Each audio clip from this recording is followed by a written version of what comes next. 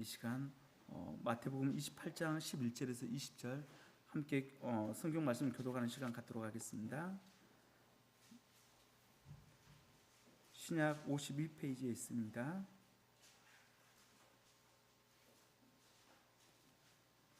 네, 다 찾으셨으면 한 절씩 교독하도록 하겠습니다. 여자들이 갈 때 경비병 중 몇이 성에 들어가 모든 된 일을 대제장들에게 말리니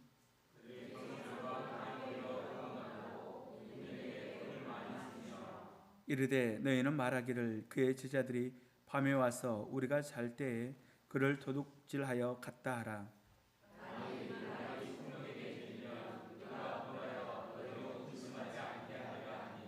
군인들이 돈을 받고 가르친 대로 하였으니 이 말이 오늘날까지 유대인 가운데 두루 퍼지니라.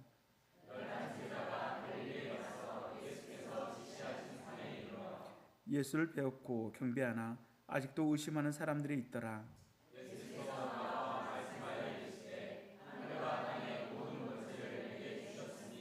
그러므로 너희는 가서 모든 민족을 제자로 삼아 아버지와 아들과 성령의 이름으로 세례를 베풀고 내가 너희에게 분부한 모든 것을 가르쳐 지키게 하라. 볼지어다 내가 세상 곧 너희와 항상 함께 있으리라 하시니라. 아멘.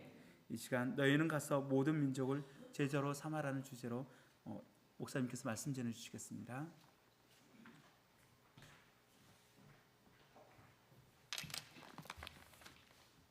기도하겠습니다. 아버지 하나님, 감사합니다.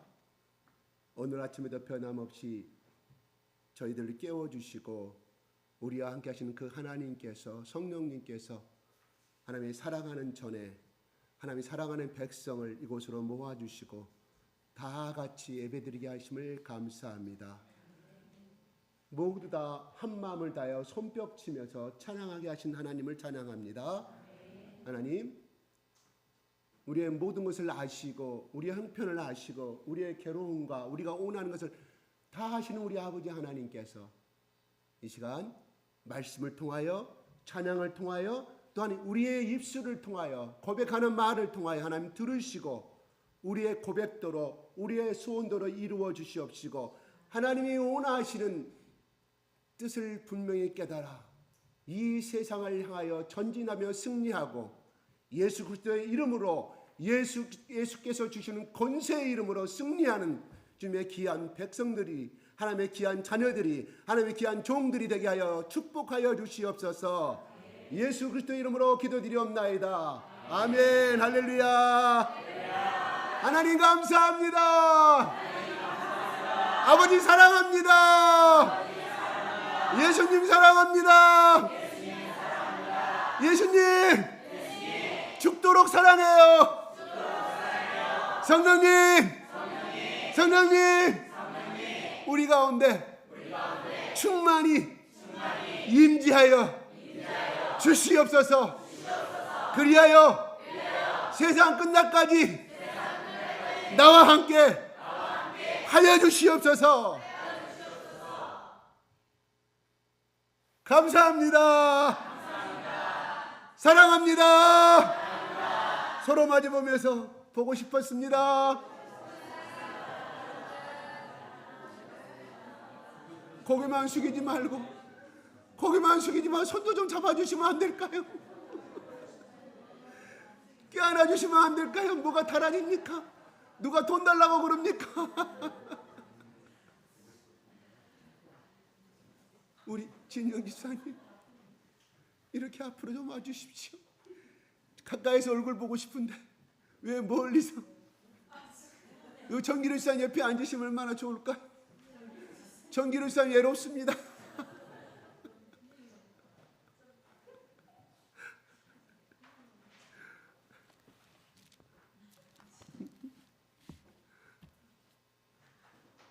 할렐루야. 손도 잡으시고 손과 손을 잡으면 뭐가 돼요? 일과 일은 뭐가 됩니까? 이가 되는 거예요. 분명히 좋아집니다. 나에게 도움이 되는 것입니다. 네, 아이고 우리 강수 집사님도 오시고 우리 서아엄마 엄마 아버지가 오셔서 너무 좋습니다. 예, 자주 좀 뵀으면 좋겠습니다. 친정교회 왔으니까 마음껏 웃다가 울다가 떠들다가 가시기 바랍니다. 네. 우리 서아가 훌쩍 키가 커버렸어요. 어디 보면 중학교 1학년 정도 키가 어떻게 컸는지 몰라요. 아주 예수 안에서 지혜가 자라고 예수 그리스도의 성령의 기름 부으심이 우리 경성 집사님 가정에 가득 넘치기를 예수 그리스도 이름으로 축복합니다. 네. 예, 감사합니다. 오늘의 말씀이 그래요. 지금 어디서 일어나는 장면입니까? 어디서? 갈릴리에서 일어난 장면이에요. 예수님이 부활하셔서 막달라 마리아와 만났던 두 명의 여자에게 야, 갈릴리에서 만나자고 하라. 빨리 달려가서 갈릴리에서 만나자고 부활하신 예수가 그렇게 말하더라고 전해달라고 말합니다. 그래서 그들은 열심히 달려가서 11명의 제자들에게 부활하신 예수님을 만났는데 그분이 이렇게 말씀하시더라. 갈릴리에서 만나자고 한다. 그러면 갈릴리 어디라고 말하느냐? 몰라요. 근데 오늘 보면은 갈릴리에 있는 어느 산이에요. 오늘 장소가 18절부터 16절부터 20절까지 나오는 장면에 보면 이렇게 나옵니다. 한번 보겠습니다.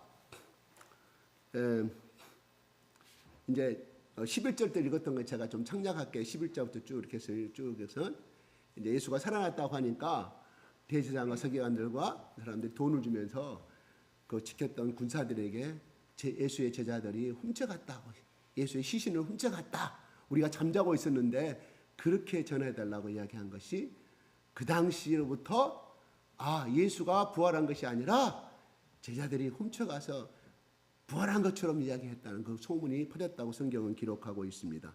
뭐요? 18, 16, 15절에 보면 군인들이 돈을 받고 그러잖아요. 돈을 받고 시킨 대로 한 것을 보게 됩니다. 그러면서 16절에 11제자가 갈릴리 가서 예수께서 지시한 산에 이르러, 구체적으로 산을 성경에서는 기록되지 아니하지만 갈릴리 어느 산이라고 이야기를 했던 것 같아요.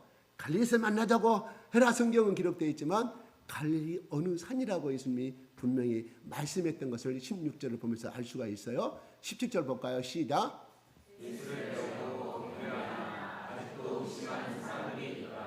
예수를 만나서 경배했다고 그랬어요. 아직도 그러나 의심하는 사람들이 있더라. 누구 중에? 11명 중에. 과연 저분이 살아나셨나? 믿지 못했다는 것이. 어떤 분은 도마는 나중에 그러잖아요. 요한복음에 내가 당신의 손을 만지지 않고서는 내가 믿을 수 없다고. 도마가 만지고 보면서 그때서야 믿다고 고백하는 거죠. 그러나 예수님이 그렇죠. 보지 않고 믿는 자가 더 복이 있다고 말씀하는 거예요. 그건 오늘날 우리를 말하는 거죠. 그러나 사도 바울처럼 부활하신 예수를 만났잖아요. 우리들 중에 기도 중에 또한 어떠한 정말 말할 수 없는 괴로움 중에 기도 중에 있을 때 부활하신 예수를 한산 가운데 만나 보신 줄도 있는 줄로 알고 있습니다. 예, 그래요. 그러나 하나님이 나타나실 방법은 여러 가지시니까요. 예, 그러면서 아직도 의심하는 사람들이 있더라고. 너무 왜 그럴까요?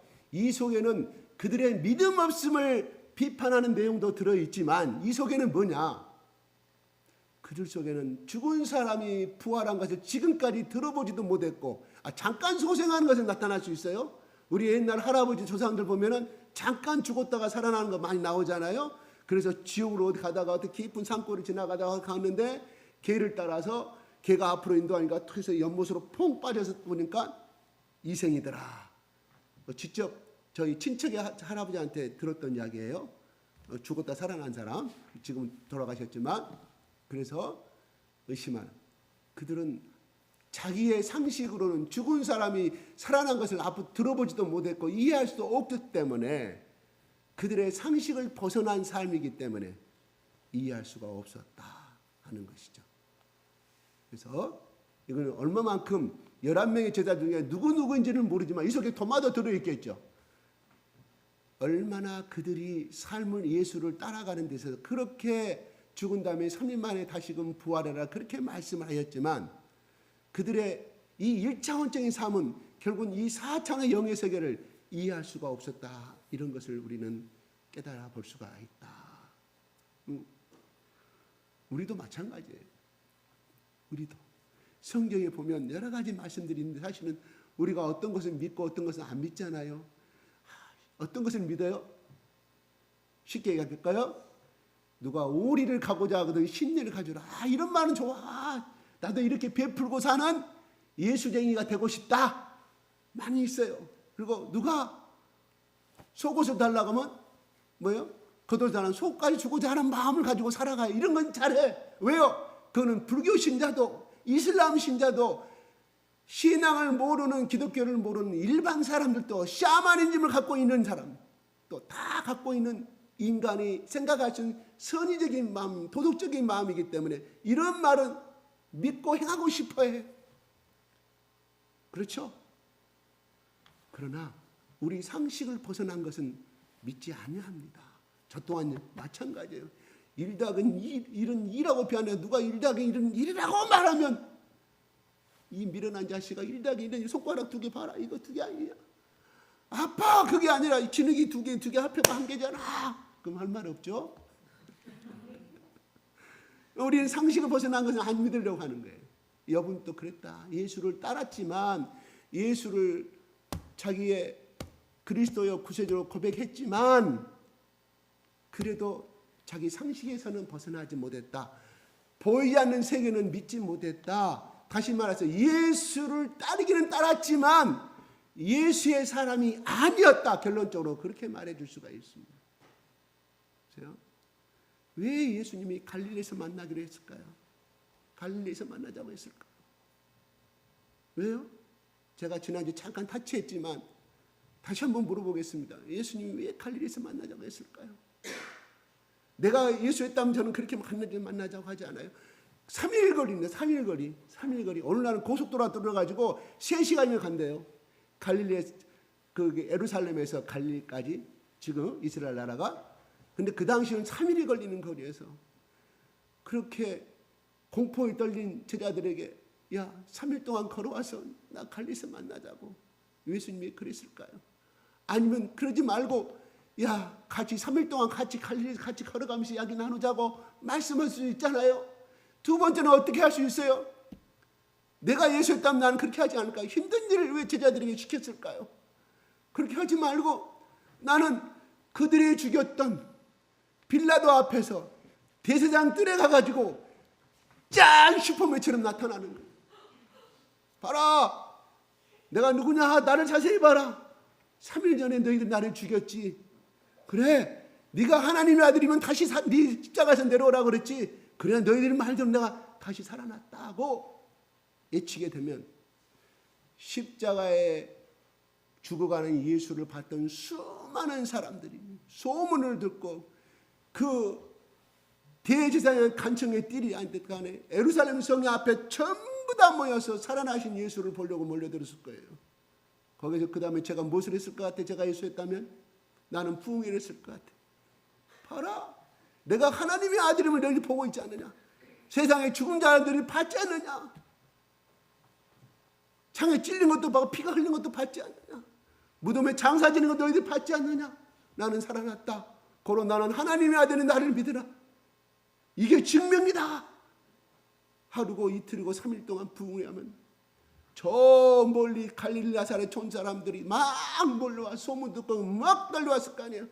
부흥회 3일날 끝났다. 오늘 끝났다. 3일 동안 걸어왔는데 아이고 예수님이 3일만 더 연장해 주십시오. 3일 동안 이왕이면 일주일 동안 부흥회 합시다. 그래 좋다. 예루살렘이 난리가 났을 것입니다. 그렇죠? 얼마나 많은 사람들이 따랐을까요? 그렇게 했으면 얼마나 많은 사람들이 예수를 믿게 됐을까요? 나는 그렇게 했을 것 같아요. 거꾸로 여러분들이 예수라면 여러분도 그렇게 했을 것 같지 않겠습니까? 힘들게 3일 동안 가까이 가가지고 제자도 보고 오라고 하고 거기서 만나고, 거기서 만난 사람 누구 11명밖에 없어요. 11명 놓고 부흥회하는 거예요. 쉽게 말해서 마른다고 하면 부흥성회 하는 거, 예배 드리는 거예요. 11명 데리고 부흥성회 하는 것과 수만 명이 몰려드는 그러한 사람 가운데 부흥회하는 것, 어느 것이 더 훨씬 더 현명하고 멋진 사역이 될까요? 저 말이 틀려요, 맞아요? 아니, 맞느냐고 틀리냐고, 맞잖아요. 제가 이 메시지 준비하고 생각을 해서 왜 예수님은 그 방법을 선택하지 않았을까? 온 유대와 이스라엘이 떠들썩하니 부흥이 일어나고, 그러면 또 11명의 제자를 또 그렇게 핍박당하지 않고 죽지도 않았을 것인데, 바울도 그렇게 돌말에 어째찌게 말해서 고통당하지 않았을 것인데, 왜 예수님이 이렇게 미련한 방법을 선택했을까요? 하는 생각이 들어가더라고요. 예수님 왜 그랬어요? 제가 물어봤어요. 나 같으면, 주님 같으면, 내가 주님이라면 나는 그렇게 했을 것 같은데 물어봤거든요. 뭐라고 답변이 왔을까요? 답변이 없어요. 아무 대답이 없어요. 이럴 때 좀 짠하고 달려주시면 얼마나 좋을까요? 그래서 멋지게 내가 이렇게 기도했는데 예수님의 음성이 이렇게 들리더라고요. 그래서 여러분한테 멋지게 하나님의 음성이 들린 말을 내가 해준다면 제가 더 멋진 사람이 될 거 아니겠어요? 더 멋진 신성한 목사로 볼 거 아니겠어요? 대답이 없습니다. 그건 나는 몰라요. 아마 성경에서 찾으라고 그런 것 같아요. 그 대답이 성경에 있기 때문에 그렇게 이미 해답을 주셨기 때문에 거기서 찾으라. 이놈아, 성경을 봐라. 내 말은 뭐라고 영이라고 그랬고 내 말은 곧 생명이라고 그랬지 않느냐. 성경 말씀을 찾아라. 말씀 속에 답이 있다. 말씀 속에 예수가 있고 말씀 속에 생명이 있다고 아마 그렇게 깨달음을 주려고 주신 것 같아요. 대답이 없는 것 같아요. 예, 한번 말씀에서 그냥 찾아보십시다.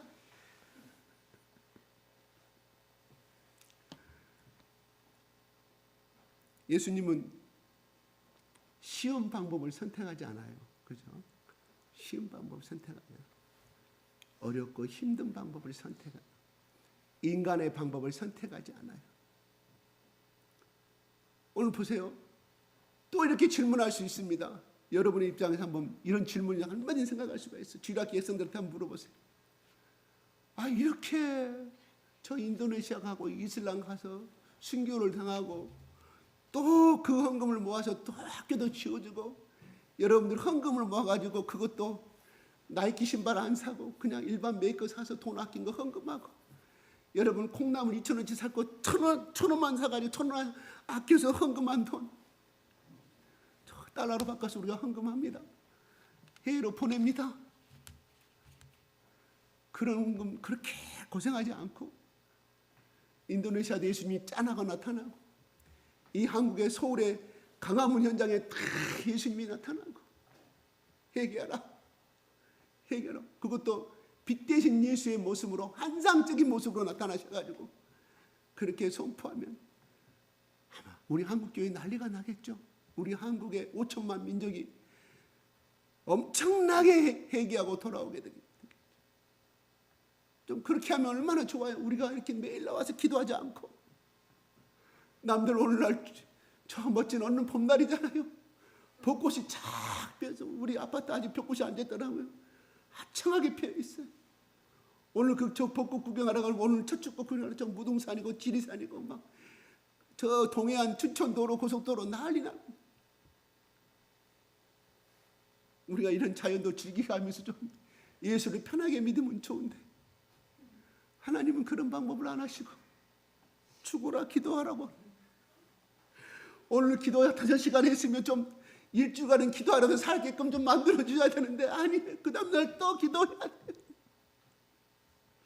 오늘 모처럼 주일 맞이했는데 그냥 금요일 토요일까지 회사 일 때문에 죽으라고 고생하고 아침에 일어나니까 너무 어깨도 아프고 힘들잖아요.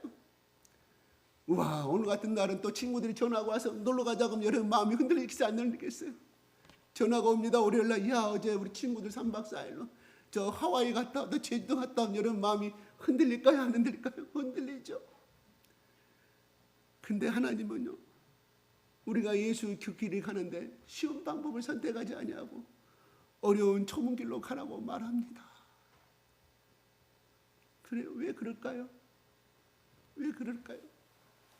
이 세상은 공중권세 잡은 자들의 악령과 예수에 믿는 성령과의 싸움이기 때문입니다. 왜요? 아담과 이브로부터 우리 지구는 저주받았어요. 저주받았고 평생 동안 땀을 흘려야 돼요. 그래야 먹고 살 수 있게끔 만들어져 있습니다. 언제까지요? 다시금 예수 그리스도께서 다시 재림할 때까지 그렇게 살아야 한다는 거죠. 예수님이 그걸 아시기 때문에 그렇게 말씀. 좁은 길로 가라. 좁은 문으로 가라. 넓은 길은 멸망의 길이고 화려한 길이지만 멸망의 길이고 생명이 없는 길이고 마귀가 예비한 길이다. 그러나 난 너에게 말하노라. 좁은 길로 가라. 그 좁은 길은 바로 십자가의 길을 말씀해주고 있다. 이런 것입니다. 왜요? 천국에 갈 자는 십자가를 통과해야만이 될 수 있다 하는 것입니다. 이렇게 말해요. 19절에 보면 그러므로 너희는 가서 이렇게 말해요. 그러므로란 말은 그 앞에 18절을 맞는 말이에요. 우리 국어문법 배웠지 않은 국민학 초등학교 때 18절 한번 올려줄까요? 시작.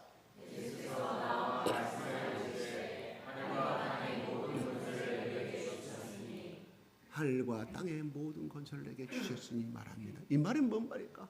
하늘과 땅의 권세를 내게 주셨으니 하늘과 땅의 주인이 누구입니까? 하나님이십니다. 하늘과 땅의 주인은 너다. 통치하는 고난을 예수께 주셨다. 이런 말이에요. 더 좁게 말하면, 영적으로 말하면 하나님께서 천국에 올라가고 영생을 얻을 수 있는 구원의 길은 나 예수는 주지 않았다. 내 아버지께서는 나에게 예수라는 이름을 통하여서 천국에 갈 수 있고 영생을 얻고 사망을 이길 수 있는 권세를 주셨다. 그 뜻이에요. 그게 구체적으로 말하면 그 뜻이라 이런 거. 뭔 말이에요? 그러 너희들이 내 이름으로 가서 내 이름으로 선포하고 내 이름으로 말하고 내 이름으로 전하면 마귀의 권세 있는 죽어가는 그 아래가 통치 아래 신음하고 그 영혼들을 생명의 길로 인도하는 권세를 주셨다. 하나님께서 나 예수 이에는 죽음을 이길 수 있고 사망을 이길 수 있는 어떠한 권세도 주지 않아야 했다. 주지 않아야 했다. 나 예수에는 없다. 누가? 내 아버지 하나님께서 나에게 그렇게 주셨다고 말씀하는 것. 그러므로 너희에게 내가 명령한다. 내가 부활의 첫 열매가 됐으므로 너희도 나와 같은 내 이름을 가지고 나가면 모든 사망의 권세들과 저주 아래 있는 자들이 승복하고 굴복하게 될 것이며 너희를 통해서 바로 예수라는 이름을 통하여 많은 사람들을 천국으로 인도할 수 있는 그러한 고난을 너에게 주었다. 이런 말입니다. 이 속에는 뭐가 들어있을까? 우리가 영생을 얻는 것은 분명히 많이 맞습니다. 구원을 얻는 것은 맞습니다. 예수를 믿으면. 중요한 것은 우리 삶에 아담과 이브가 죄를 범한 이로부터 오는 마귀가 주는 이 저주, 이 저주를 날마다 이기며 승리할 수가 있다. 누구 이름으로? 예수의 이름으로. 이것은 오늘 이름과 같습니다. 바로 대사를 임명하는 거예요. 이 땅에 지구상에 천국의 예수 그리스도 이름으로 천국의 대사를 임명하는 유임식입니다. 우리 한국 사람이 조그만 나라지만 미국을 가면 바로 한국의 대통령이 준 대사의 임명권이 있기에 어느 누구도 그 대사관 안에 미국 사람도 어떤 사람도 그 대사관 안에는 한 영토로서 주권을 인정받기 때문에 침범하는 것은 국제법의 위반입니다. 많은 비난을 받게 되어 있습니다. 왜요? 그 대사라는 사람은 우리가 주먹 한번 치면 쓰러져 버릴 수밖에 없는 사람이에요. 힘이 없는 사람이지만 한국이라는 이 나라의 주권의 뒷배경이 있기에 그 권력 앞에 그 대사 앞에 숙인 것이 아니라 뒤의 배후의 인물인 한국이라는 나라의 주권 앞에 그들이 정중하게 대접해주고 굴복하게 된다, 이런 말입니다. 한국에도 마찬가지, 한국에는 많은 애국의 대사관들이 있는 것처럼 바로 한 나라를 대표하는 것이기 때문에 함부로 여기 땅에 있다고 해서 우리 한국 국민들이 그 대상에 침범할 수가 없습니다. 마찬가지입니다. 베드로, 야고보, 요한, 그 사람들이 얼마나 힘이 있겠습니까? 우리가 잘 알다시피 어부 출신들입니다. 말도 어눌합니다. 지식도 부족합니다. 그러나 그 속에 하나님이 주신 예수 그리스도께서 임명하신 천국의 대사, 예수 그리스도의 제자, 예수 그리스도의 사도라는 이름 앞에 마귀는 굴복할 수밖에 없다, 이것입니다.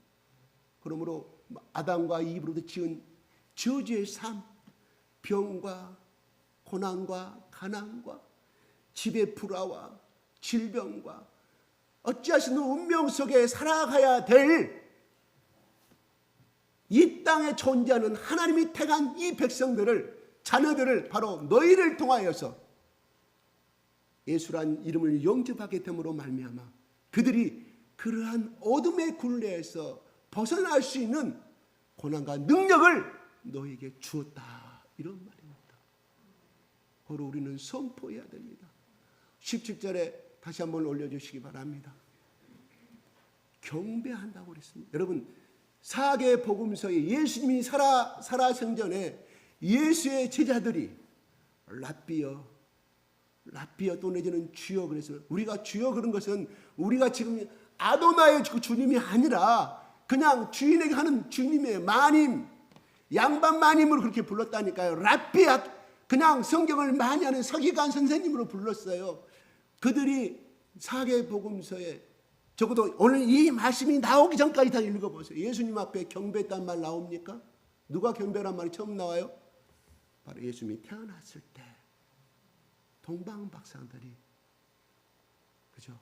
보물과 황금과 보물과 몰약을 드리고 그 앞에 경배한 것이 나타납니다. 뭐일까요? 왕임을, 우주의 왕임을 인정한 거예요. 경배란 말은 바로 그때 쓰고 오늘 처음으로 나오는 경배예요. 무슨 말일까요? 부활하신 예수를 만나고 비로소 그들 속에는 하나님의 아들임을 알게 되었다, 인정해서 그들이 무릎 꿇고 하나님 앞, 예수 앞에 경배란 단어를 쓰고 있다, 이런 말이에요. 뭔 말일까요? 이것은 그들이 예수를 따랐지만 그냥 자기들의 상식선에서, 자기들의 성공선에서 그냥 이 사람을 잡으면 나는 성공할 수가 있다, 이 땅에서 권력을 잡을 수 있다는 그 삶에서도 못 벗어났다는 거예요.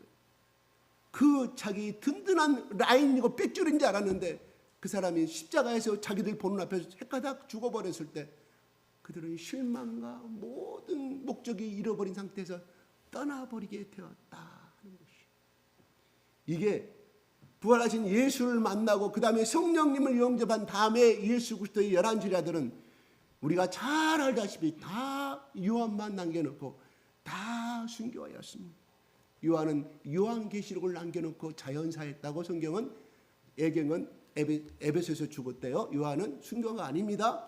그럼 물론 그 순교 활동도 그거 하셨죠. 저기 섬에 끌려가가지고 그렇게 해서 며칠간은 잠 못 자고 못목하다가 그 요한계시록이라는 놀라운 3층천에 올라가서 그 놀라운 성경을 기록한 것을 우리는 바라보게 됩니다. 바로 그들은 하나같이 그들이 꿈꾸었던 권력과 명예와 이 땅의 인생의 성공에 대해서 하나도 귀 기울이지 않냐고 각기 도마는 인도에서 순교를 당했고, 또 어떤 제자는 십자가에 묶여서 그냥 죽어버렸으면 좋았을 것인데 껍질을 하나하나 피부로 벗겨가면서 죽였다. 기쁨으로 죽었다. 왜요? 부활하신 예수를 만났기 때문에. 그리고 나중에 감난산에서 올라가는 그 예수, 너희들도 나간 초소를 예비하러 가노라. 너희들도 이 땅에서 눈을 감으면, 나를 위해서 죽으면 나처럼 하늘로 올라가 돼서 그 황금빛 찬란한 곳에서 영생하도록 살 수 있다는 그 소망을 예수가 승천하신 다음에 그들은 깨닫게 되었고 영접하게 되었고, 그 다음에 성령님이 오셔서 그거를 더 깊이 인식하고 깨닫게 해주셨음으로 말미암아 그들이 가차로 죽은 자를 빼돌려서 부활하였다고 그것이 사실이었다고 하면 어찌해 그 가짜 앞에 그들이 생명 걸고 목숨 걸고 그 일생 동안 꿈꾸었던 예수를 3년 반 동안 따라다니면서 내가 성공할 수 있겠구나, 권력을 얻을 수 있겠구나, 그래 땅땅거리면서 고고한 대가집에서 큰 부동산과 큰 집을 살 수 있겠구나, 그 꿈을 버리고 그 길을 선택했을까요? 부활하신 예수를 만났기 때문에, 만나서 체험했기 때문에. 그래서 예수님처럼 그 길을 기쁨으로 갈 수가 있었다 하는 것이, 우리 속에 교인과 신자와 제자는 다릅니다. 교인은 내 이름 속에 그냥 우리 교회에 등록된 사람, 교인 누구든지 다 교인입니다. 그러나 제자는 스승이 한 것을 행하는 사람이에요. 제자는 스승이 한 것을 그대로 따라하는 사람이 제자입니다. 예수님이 말씀하십니다. 나는 아버지로부터 보내심을 받았다고 말씀해서 수시로 말씀했습니다. 무엇 때문에 보내심을 받았다?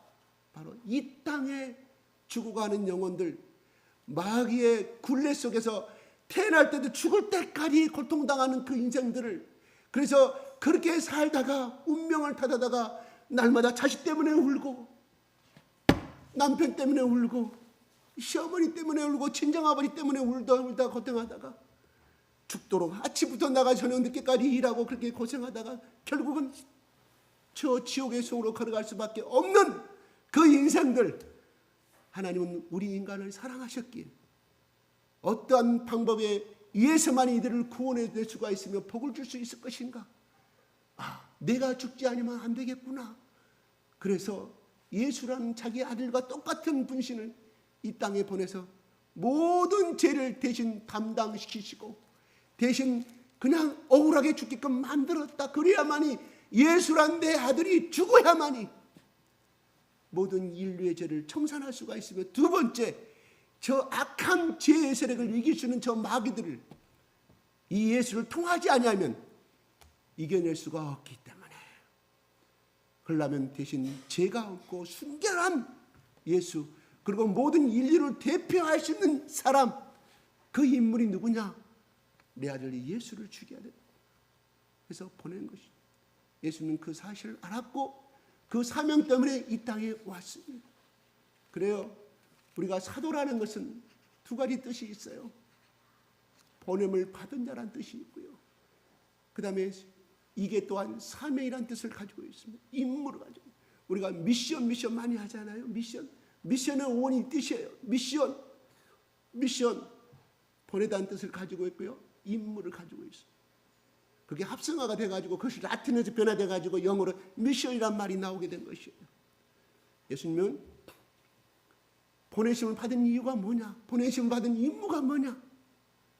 내 죄를 위해서 십자가에 죽어야 돼. 내가 정기로 난 저 집사를 내가 인생을 구원해야 될 것인데, 인생에 살면서 태어나면서부터 죽을 때까지 어떠한 행복한 인생을 내가 보내게 되게 되는가? 어떻게 하면 정말 행복하고 기쁨의 인생을 살게끔 만들겠는가? 예수님, 우리 한 사람 한 사람의 그러한 목적을 가지고 이 땅에 오셨다, 이런 말입니다. 그러므로 우리들의 죄를 위해서 죽은 것이 아니라 나의 죄를 위해서 십자가에 죽으셨다. 그래야만이 인생의 굴레에서 벗어날 수가 있기에, 그 어떤 것으로도 회복될 수가 없다는 사실은 하나님이 정하신 법칙이었고 하나님의 상한 마음이었습니다. 그래서 그 사랑을 바로 예수라는 십자가의 골고다 언덕의 십자가에서 그 사랑을 우리에게 보여주신 것입니다. 과거에는 이 예수를 만나기 전에는 그냥 십자가, 그냥 성화, 그냥 목걸이에 거는 십자가 그 의미와 그 이하도 몰랐습니다. 그러나 내가 성령을 통하여 예수를 만나게 보니 그것을 바라볼 때마다 저 예수님이 여기에 성경에는 때렸다고만 나오거든요. 십자가에 달리기 전에 39대를 로마의 군병들에 의해서 찢어졌기 때문에, 피를 흘렸기 때문에 그 언덕을 걸어 올라갈 수가 없었다는 거예요. 십자가를 지고. 그래서 쓰러질 수밖에 없었고, 이미 수분은, 피가 70%가 우리 인간은 그 수분은 이루어지지 않겠습니까? 탈진하고 힘없고 새벽에 끌려가셔가지고 밤새도록 5시간 6시간 신문 받고 또 그냥 십자가에 그냥 골고다 언덕으로 걸어가라고 했으면 좋은데 째찌게 왜? 그들이 그를 원했기 때문에. 누가? 그들의 기득권 세력들이 원했기 때문에. 어쩔 수 없이 빌라도도 그들의 입맛에 맞게끔 할 수밖에 없었다. 그러나 행위자는 그 사람이에요. 빌라도라는 이름은 잘 알다시피 지금도 이탈리아 사람으로서 수많은 사람들한테 빌라도는 살인마로 지금 찍혀서 이름이 낙나고 있습니다. 여러분 혹시 직장에서라든가 친구들 간에서 불법을 좀 행하라고 네가 좀 나를 위해서 희생해달라고 하시면 그것이 불법이니 행하지 마시기 바랍니다. 나는 친구 간의 의리 때문에 나는 회사를 살리기 위해서 내가 불법으로 회상이 이렇게 시켰으니까 어쩔 수 없다고 행하지 마시기 바랍니다. 불법은 불법입니다. 중요한 것은 내가 주범이 된다는 거예요. 내가 주범. 형벌은 그렇게 되어 있습니다. 빌라도가 예수라는 인물을 아니 자기 아내의 말을 조금이라도 기르기로 했다고 하면 한번 그냥 밀란 소망당하고 그냥 황제로부터 소환당해서 그냥 끝나버렸다고 하면 빌라도라는 이름은 두고두고 이렇게 나쁜 사람은 인식되지 않았을 것인데 저는 가끔 생각해봐요. 빌라도의 후손은 어떻게 됐을까? 그 당시엔 빌라도의 아들도 있었고 딸도 있었을 것인데 그때 2000년이 흐른 다음에 지금의 후손은 어떻게 됐는지 참 궁금해요. 결탄코 좋지 못할 것이라고 생각합니다. 아무로 안타깝습니다. 한 번 거절해서 손아지기 마시기 바랍니다. 한 번 거절해서 욕 얻어먹기 바랍니다. 그러나 그것을 이기지 못하고 그것을 어쩔 수 없이 여러분 도장을 찍고 거기에 주범이 되지 마시기 바랍니다. 이건 성경 말씀에 비추어봤을 때 기도할 것도 없어 성경 말씀이 있으면 불법은 불법이잖아요. 도장 찍지 마시기 바랍니다. 도장 찍어놓고 나중에 하나님 원망해. 성경 말씀에 배워놓고 수없이 또한 설교 시간에 들어놓고 불법을 행하고 나서 나에게 불이익이 오면 하나님 내가 이럴 수 있습니까? 죄는 죄인 것입니다. 한 번 거절당하시기 바랍니다. 한 번 거절당하고 욕 얻어먹기 바랍니다. 그러나 한 번 거절하고 영원한 내가 죄인이 된 것이 영원한 하나님 앞에 나에게 불이익이 와도 하나님 앞에 의로운 자로 인칭받으시기 바랍니다. 좋습니다. 그래요. 오늘 친구들 이렇게 모임 있고 오늘 동창들 다 모여서 오늘 모처럼 우리 1박 2일로 놀러 가는데 너 빠지면 안 되지 않느냐? 주일날 한 번 빠지면 그렇다고 뭐 하나님이 벌 주느냐? 친구들한테 욕 한번 먹기 바랍니다. 그러나 그 선택의 결과는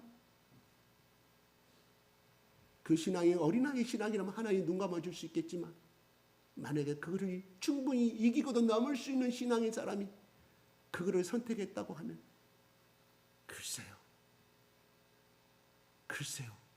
모르겠습니다. 그거는 하나님이 그랬잖아요. 안식일을 범하면 죽여버리라고 그랬잖아요. 돌로 쳐 죽이라고 그랬어요. 그것이 율법은 율법이지만 그만큼 중요했다는 것이 하나님을 경배하고 하나님의 말씀을 듣는 것이 그만큼 생명보다 중요했기 때문에 하나님 돌로 쳐 죽이라고. 하나님 참 잔인하신 하나님. 생명 걸고 안식일을 지키라 이러면 구약은 그렇게 말씀했어요. 신약도 마찬가지입니다. 물론 끊임없이 용서하신 예수님은 여러분 알지만 그게 한 번이 두 번이 되고 두 번이 세 번이 됩니다. 결코 하나님이 자시하지 않을 것입니다.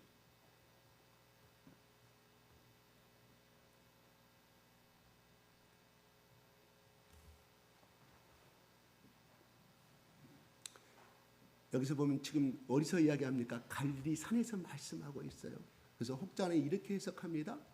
예수님이 산에서 마태복음 5장에 산상수훈이라고 산에서 말씀을 전했잖아요.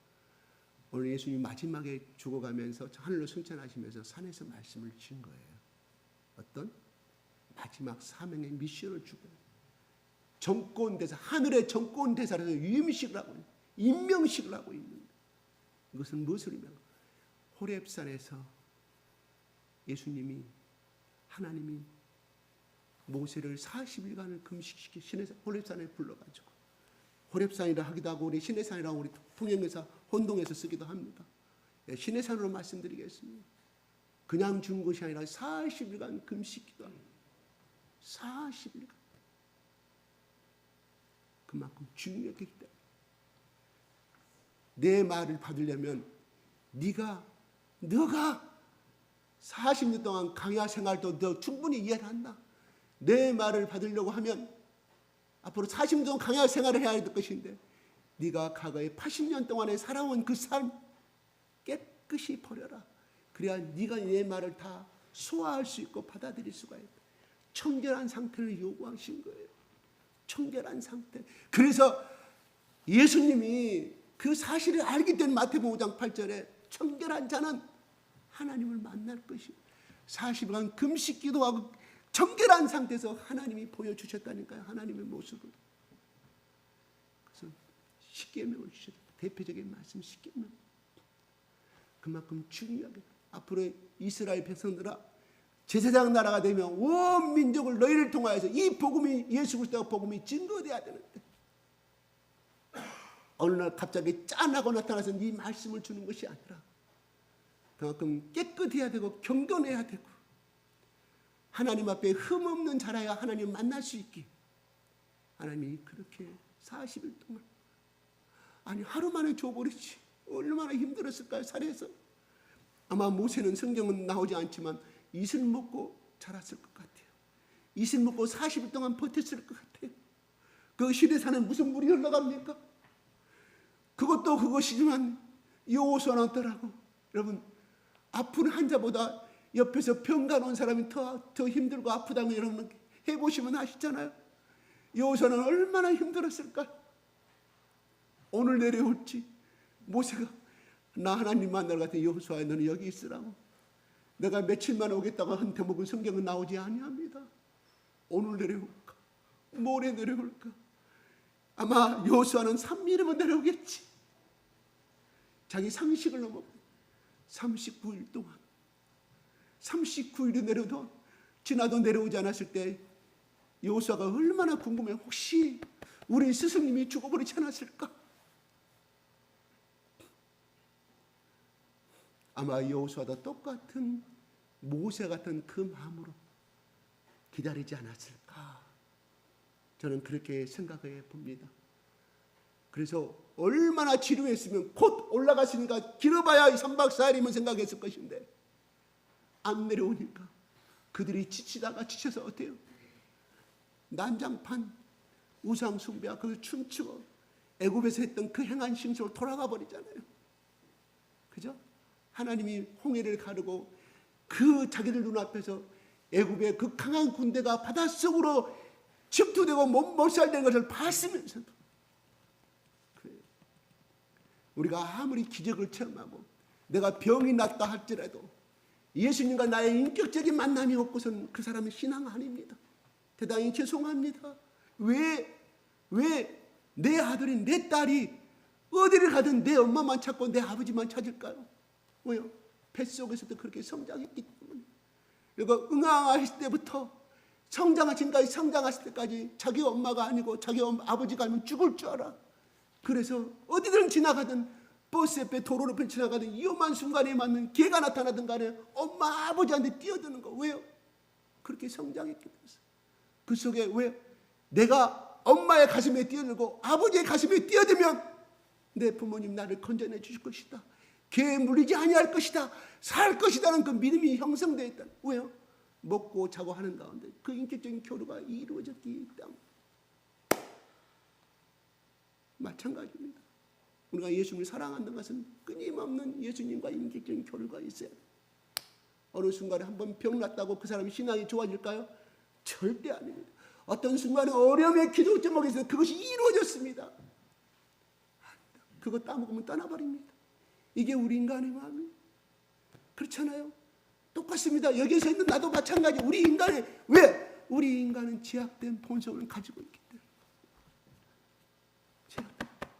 그래서 제사함이 필요하다는 거. 본성은 죄인지 알지만 그냥 예수 피를 네가 만났느냐? 그래 십자가의 피로 네가 구세주로 고백하느냐? 너 때문에 십자가에 돌아갔다는 걸 네가 믿느냐? 그거 하나 보시고 의리는 있었다 이런 말. 아브라함은 의인로 인친 것은 뭐예요? 아브라함이 갈대아 우르를 떠나서 의인로 인친 거 아니에요. 가나안 땅에 와서 하나님의 약속의 말씀을 믿었더라. 그래서 하나님이 아브라함을 의인로 여겼더라 하는 것이지, 아브라함의 신앙에 좋아서 의인이 됐다는 것이 아니옵시다. 그러면 또 우리는 이렇게 위로를 받을 수가 있습니다. 왜 갈릴리로 오라고 말씀하셨을까요? 바로 그들은 부끄러운 존재들이었습니다. 짠하고 나타나신 부활하신 예수님 만났을 때 그들은 얼마나 부끄러웠을까요? 특히 베드로는 얼마나 부끄러웠을까요? 계집종 앞에, 노비 앞에서 나는 자기 목숨을 걸고 말하느니, 맹세하고 말하는 그 예수와 일당이 아니다 하고 부정했던 베드로. 또 요한도 마찬가지. 요한도 자기도 죽을까 봐 간청들에서 어떻게 재판이 되는가 이렇게 숨어서 봤더니 요한도 얼마나 부끄러웠을까요? 십자가 앞에 다 다른 9 제자는 다 도망갔습니다. 죽을까 봐. 아, 내가 라인을 잘못 썼구나. 괜히 예수를 믿고 내가 이 금문골이나 장애들끼리 왜 그런 말이 없었을까요? 언젠가 체포할지 모르고 죽음 당할지도 모르는데 내가 뭐 때문에 배와 그물을 버려두고 가족을 버려두고 뭐 때문에 3년 반 동안 따라왔는가? 내게 있는 건 빈손밖에 없는데 나는 빈손으로 내 집으로 어떻게 돌아갈 것인가?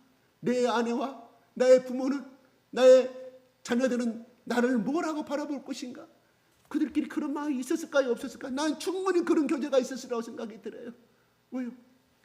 지금 빈손이잖아요. 먹고 살아가면 다시금 갈릴리로 가서 어부 생활을 해야 되잖아요. 허탈하고 또 허탈했을 것입니다. 괜히 저 앙드레한테 네가 나를 전도했지, 데리고 왔지. 요한이 형한테 네가 나를 전도했지. 뭐 때문에 예수 따르라 했냐? 네 뭐냐? 형제들끼리 왜 싸움도 없었을까요? 충분히 있었으라고 봅니다. 왜요? 모세를 나중에 죽이려고 하잖아요. 광야에서 죽음 당한다고 돌로 저 죽이려고 하잖아요. 모세가 그러잖아요. 하나님, 내가 그렇게 당신의 말을 안 따르고 내가 오기 싫다고 말했잖아. 뭐 때문에 당신이 나를 여기까지 데리고 와서 이 강야에서 헛된 죽음을 나는 만들. 고백하는 울부짖어 나오는 대목 나오잖아요. 예수님의 제자들도 마찬가지. 자기들끼리 왜 싸움이 없었겠냐고요. 아마 그 중에 자기 부인이 있었다고 하면 꼴 좋다, 당신 나하고 이혼하자 하는 사람도 있을 것이고, 또 아버지가 생업을 버렸기 때문에 그 자식이 보고 아버지 나 배고파, 이제 집에 가서 아버지 옛날대로 엄마 아빠랑 아름답게 행복하게 삽시다. 철이 든 아들이 그런 말을 했을까요? 나는 했으리라 봐요. 그렇죠? 우리도 예수 믿다 보면, 예수 따르다 보면 이런 문제들이 더 많이 생길 수가 있습니다. 그러나 결국은 이 제자들은 바로 갈릴리에서 만나서 예수님 그들의 자존감을 회복시키거든. 그래, 베드로야 생각나니? 요한아 생각나니?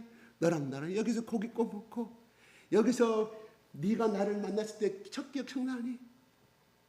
응? 베드로야, 깊은 데로 가서 고기를 잡아라. 그물을 내려 했을 때 내게 얼마나 많은 2척이 넘을 수밖에 없는 엄청난 그물을 잡았다는 거, 고기 잡은 생각나니?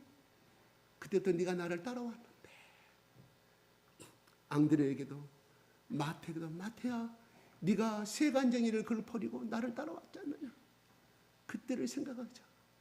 또 삭개오는 12제자는 아니었지만 삭개오를 만나서 그랬을 거야. 삭개오야, 네가 나를 만났을 때 얼마나 네가 행복했었느냐? 나를 영접해서 집안에 온 잔치를 하고 그때는 기쁨의 생각을, 시절을 기억하느냐? 그러면서 그들을 자존감을 회복시켜. 너희들이 잘못이 아니다. 그래서 사계복음서에는 그들을 탓하는 제목이 하나도 나오지 않아요. 다만 베드로에게 요한복음 15장, 21장 나오는 것처럼, 베드로야, 네가 나를 사랑하느냐? 그것은 바로 나머지 11제자에게 똑같은 질문이었다, 이런 말이에요. 네가 나를 사랑하느냐? 지금까지 네가 죽기까지 나를 사랑하겠다고 십자가를 지겠다는 그 말을 네가 기억하느냐? 다시 가자. 네가 네 사랑한다는 그 고백이 변하지 아니했다고 하면 내 양을 치라, 내 양을 치라. 그게 오늘 말씀에 나오는 바로 모든 민족을 제자 삼아. 너희는 가서 모든 민족을 제자 삼아. 베드로가 말한다. 네가 보는 이스라엘 백성이 너의 양이 아니라 내 양이 아니라 모든 열방의 모든 민족이 내 양이라는 것을 다시 한번 베드로에게 깨우쳐줘. 그 당시 베드로가 그 말씀을 깨닫지 못해서 나중에 알게 되잖아요. 그렇지만 예수님 부탁하신 말이 나중에서 성령이 충만히 임잠으로 말미암아 그가 성령 받아가서 예루살렘을 안 떠났잖아요. 베드로 나중에서 깨달은 거예요. 왜 예루살렘 교회에 핍박이 오는지. 그래서 핍박을 주니까 안디옥으로 도망갑니다. 그래서 로마까지 도망갑니다. 아, 베드로가 그때서 깨달아. 뭔 말일까요? 성령 받았다고 다 깨닫는 것이 아니라니. 신앙의 단련이 필요하다. 신앙의 시간들이 필요하다. 신앙의 연수가 필요하다. 하나하나 깨달아가면서 베드로가 나중에서 알았어. 아, 내 양이란 말은 이스라엘 민족만을 말한 것이 아니구나. 그때서 깨지는 거예요. 그렇습니다. 우리의 신앙도 마찬가지입니다. 10년 전의 신앙과 지금의 신앙과는 분명히 달라야 합니다. 어떤 거요? 땅을 생각하는 것보다 하늘을 생각하는 것으로 바꿔요. 베드로는 이 땅의 권력을 생각하고 돈을 생각했습니다. 땅을 생각하는 것이 아니라 하늘을 생각하는 사람이 되었다. 이런 말. 내 신앙이 정말 올바로 잘 가고 있는가? 내가 신앙이 성장하고 있는가를 보려면 나의 과거와 현재 속에서 내가 하늘 것만을 소망하고 살아가고 있는가? 아니면 과거보다 더 이 땅의 재물에 성공에 내가 집착해 가고 있는가? 그 질문을 하게 되면 여러분의 신앙을 판단해 볼 수가 있다고 생각될 겁니다. 그래서 말합니다. 바로 아버지와 아들과 성령의 이름으로 세례를 주고, 세례는 반드시 필요합니다. 왜요? 만인 앞에서 고백하는 것입니다. 내가 예수님과 결혼함을 의미하는 것입니다. 예수님을 사랑함을 의미하는 것입니다. 내가 예수님만을 쫓겠다는 고백입니다. 결혼식이 왜 필요하냐고요? 만인 앞에서 공포해야 되기 때문에 필요한 것입니다. 자기들끼리 그냥 저기 해가지고 결혼식도 안 하고 혼인신고해서 나중에 그런 사람은 그렇게 결혼했기 때문에 나중에 파산이 나는 것을 많이 보게 돼요. 물론 꼭 그런 것만 파산 난 것은 아니지만 중요한 겁니다. 하나님 앞에 공적인 내가 하나님 정식으로 예수 그리스도가 나의 구세짐을 공포하는 거예요. 내 입으로 공포하는 거예요. 그래서 세례식도 필요합니다. 그 다음에 성령 이름으로 세례를 베풀고, 물세례를 말하지만 더 깊은 속에서 성령의 세례를 이야기하는, 처음에는 물세례를 받고 그 다음에 성령 세례. 물세례를 받는 사람과 성령 세례를 받는 사람은 틀려요. 바울이 그랬잖아. 너희들이 예수를 믿을 때 성령을 받았느냐? 아니, 우리는 듣지도 못했고 물세례만 받았습니다. 이게 필요합니다. 좁은 길을 가고자 원하신 분들, 십자가 더욱더 예수 그리스도를 뜨겁게 사랑하고자 하시는 분들, 기도를 통하여 성령의 충만함을 받기를 바랍니다. 더 깊은 충령을 받아야만이, 제가 자주 이야기하지만 예수께서 나오는 것처럼 발에 담그는 신앙은 내 마음대로 뛰어다닐 수가 있다니까요. 그러나 허리에 잠기고 내 머리가 그 물속에 잠기면 그 물속에 따라 흘러가는, 강물 따라 흘러가는 것처럼 내가 성령의 충만함 속에 잠기게 되면 땅의 것을 생각하지 않아요. 나의 의지는 없어지는 거예요. 물속에 들어가면 죽어야 되잖아요. 죽었으니 강물 따라 흘러가는 것처럼 내가 성령의 충만함 속에 잠기게 되면 성령께서 나를 그대로 끌고 가는 거예요. 어떤 길로? 복된 길로. 하나님이 원하시는 길로 데리고 가볼 믿으시기 바랍니다. 때로는 그것이 고난의 길일 수도 있습니다. 손해의 길이 될 수도 있습니다. 손해의 선택이 될 수가 있습니다. 그러나 하나님은 결국은 우리 가정과 나와 우리 부부와 우리의 자녀들을 복되게 하는 길로 인도하심을 믿으시기 바랍니다. 그렇습니다.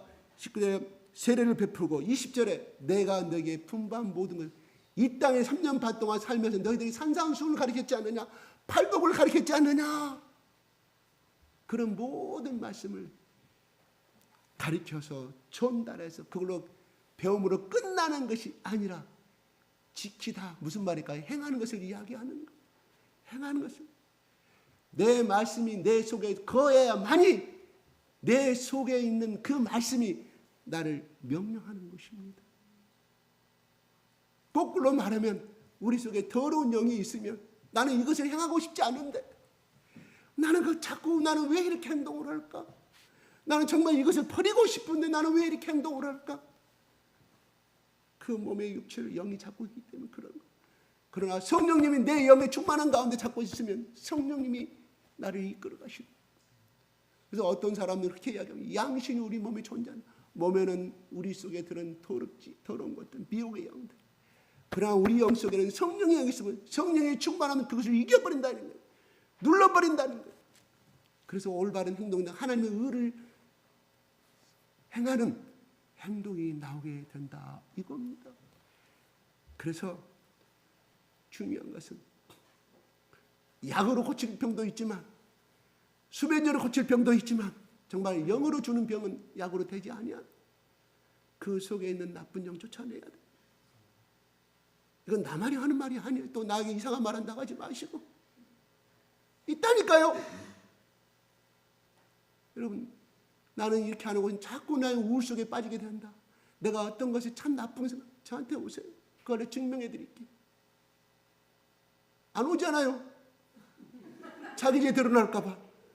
아니 그거 관계없다니까요. 제가 드러난 게 아니라니까요. 암흑의 영이 정체를 드러내는 거라니까요. 그래서 예수님이 이 땅에 오셨을 때 뭐요?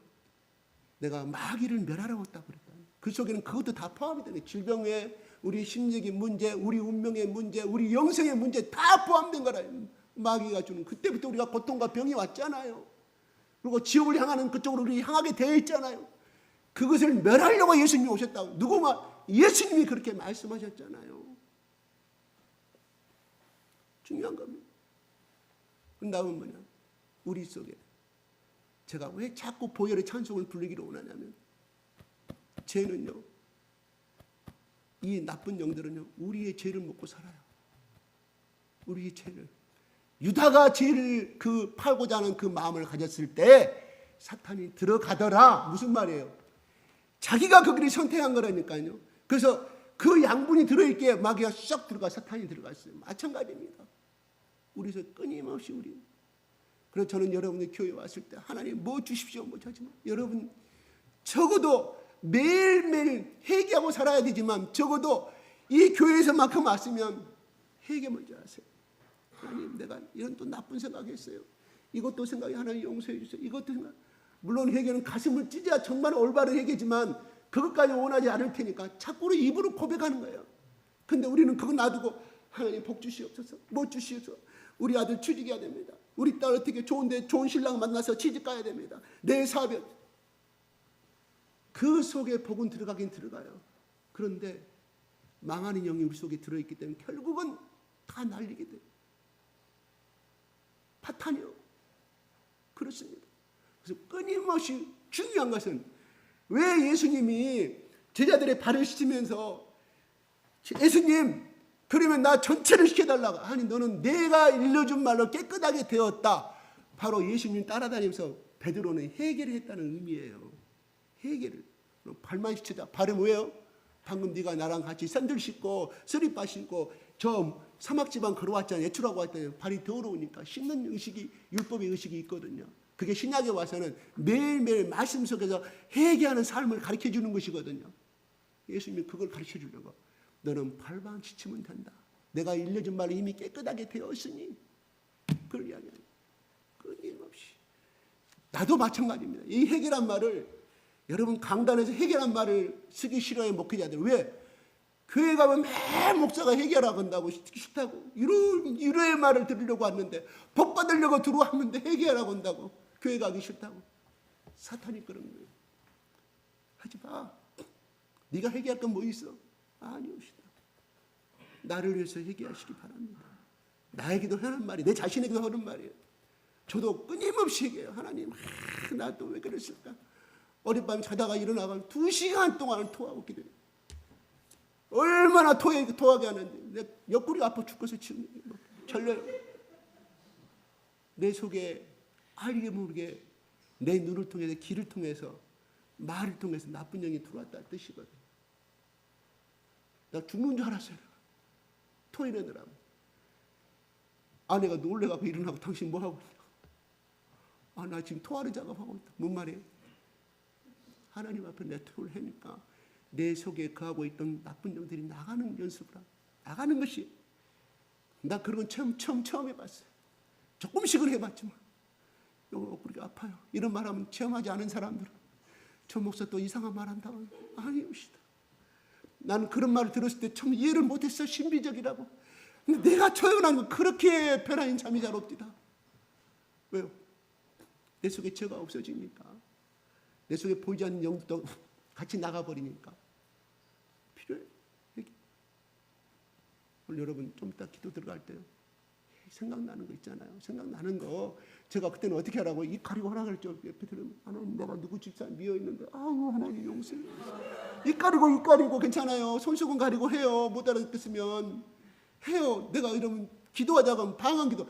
여러분 기도를 안 하니까 방언 기도 하자는 것이에요. 괜찮아요. 그 기도 시간 여러분 한국말 마음껏 하세요. 그러면 나는 신비주의가 아니게 되겠죠.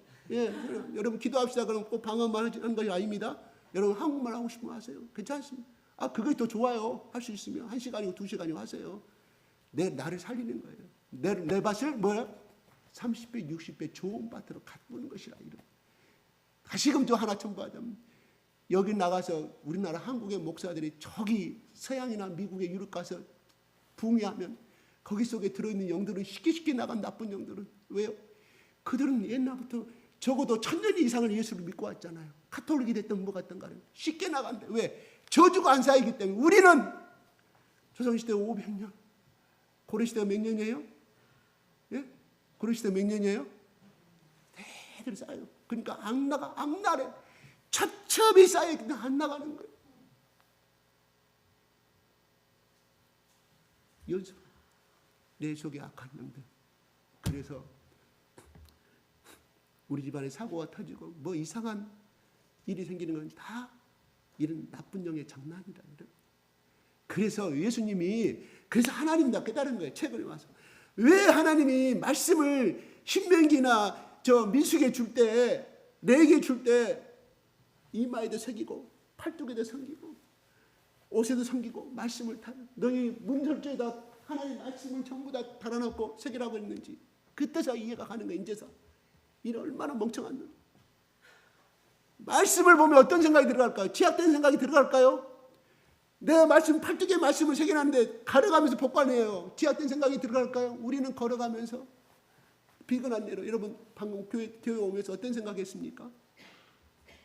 외제차 타고 다니네. 아이 멋지네.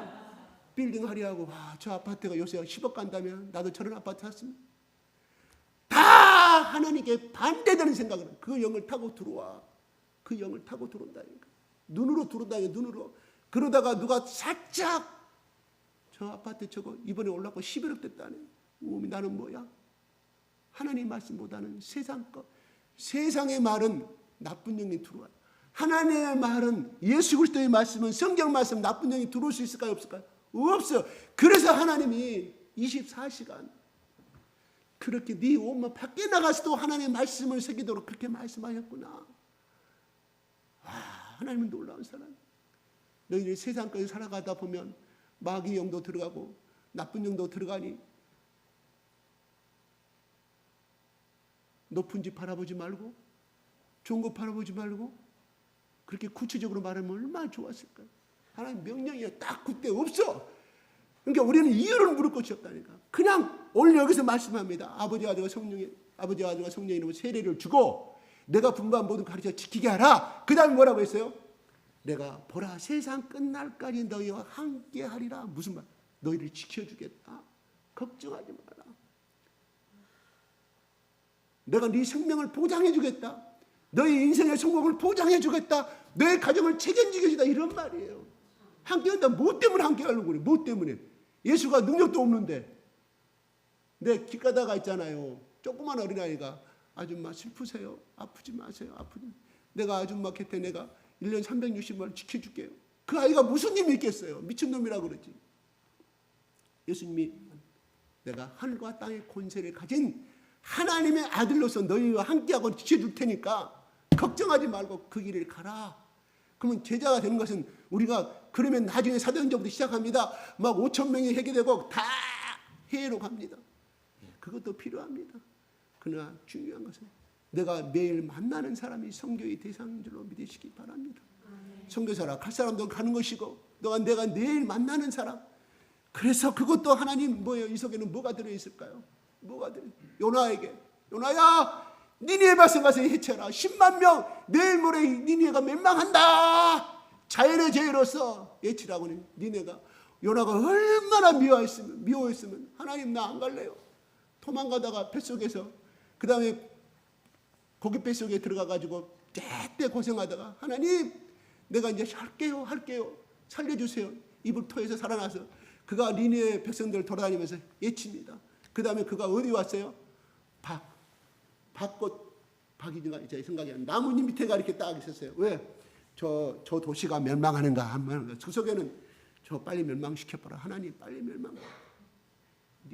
요나가 그랬어요. 근데 하나님은 니느웨 백성을 사랑하고 요나에게 그걸 전할 의무가 있었기에 뜻이 있었기에 요나에게 그렇게 말씀을 전합니다. 마찬가지입니다. 우리가 전하는 거 내가 사랑하는 사람 그래야 달려가서 복음 전하기 쉬워요. 근데 집안 태도로 온수 집안이 얼라 어떤 문제로 싸웠어.